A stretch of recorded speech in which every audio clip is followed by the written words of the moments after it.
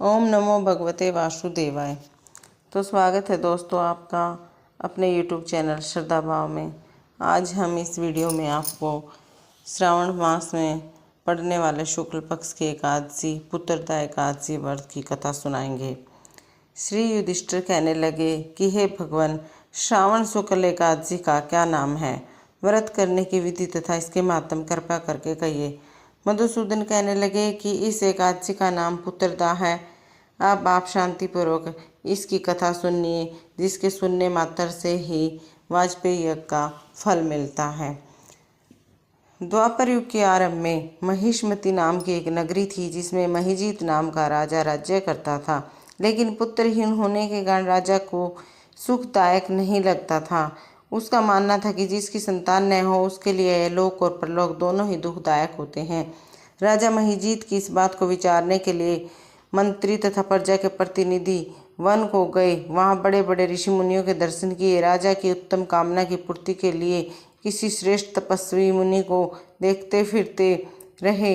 एक आश्रम में उन्होंने एक अत्यंत वयोवृद्ध धर्म के ज्ञाता बड़े तपस्वी परमात्मा में मन लगाए हुए निराहार जितेंद्रिय जितात्मा जित क्रोध सनातन धर्म के गूढ़ तत्वों को जानने वाले समस्त शास्त्रों के ज्ञाता महात्मा लोमेश मुनि को देखा, जिनका कल्प के व्यतीत होने पर एक रोम गिरता था। सबने जाकर ऋषि को प्रणाम किया। उन लोगों को देखकर मुनि ने पूछा कि आप लोग इस किस कारण से आए हैं? निस्संदेह मैं आप लोगों का हित करूंगा। मेरा जन्म केवल दूसरों के उपकार के लिए हुआ है, इसमें कोई संदेह नहीं है।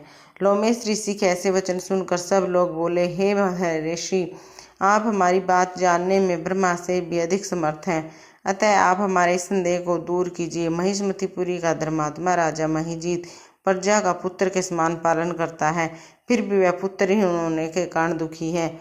उन लोगों ने आगे कहा कि हम आप लोग उसकी प्रजा हैं, अतः उसके दुख से हम भी दुखी हैं। आपके दर्शन से हम पूर्ण विश्वास है कि हमारा यह संकट अवश्य दूर हो जाएगा, क्योंकि महान पुरुषों के दर्शन मात्र से अनेक कष्ट दूर हो जाते हैं। अब आप कृपा करके राजा के पुत्र होने का उपाय बताएं। यह वार्ता सुनकर ऋषि ने थोड़ी देर के लिए नेत्रबंद किए और राजा के पूर्व जन्म का वृत्तांत जानकर कहने लगा कि यह राजा पूर्व जन्म में एक निर्धन वैश्य था। निर्धन होने के कारण इसने कई बुरे काम किए। यह एक गांव से दूसरे गांव व्यापार करने जाया करता था।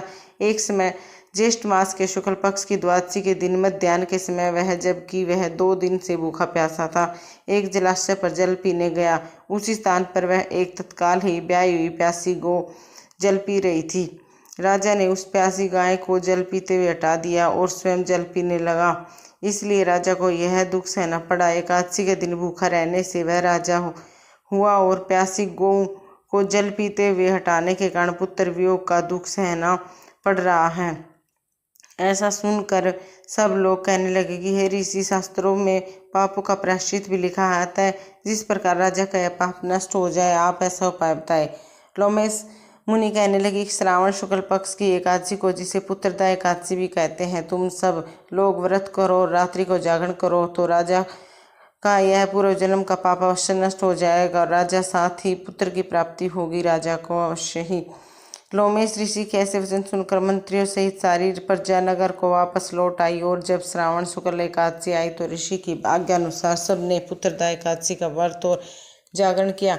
इसके पश्चात द्वादशी के दिन इसके पुण्य का फल राजा को दिया गया। उस पुण्य के प्रभाव से रानी ने गर्भ धारण किया और प्रसव काल समाप्त होने पर उसके एक बड़ा तेजस्वी पुत्र उत्पन्न हुआ। इसलिए हे राजन, इस श्रावण शुक्ल एकादशी का नाम पुत्रदा पड़ा। अतः संतान सुख की इच्छा हासिल करने वाले इस व्रत को अवश्य करें। इसके मातम को सुनने से मनुष्य सब पापों से मुक्त हो जाता है और इस लोक से संतान सुख भोग कर परलोक में स्वर्ग को प्राप्त होता है। बोलो श्रीमन नारायण नारायण हरि हरि, भजमन नारायण नारायण हरि हरि।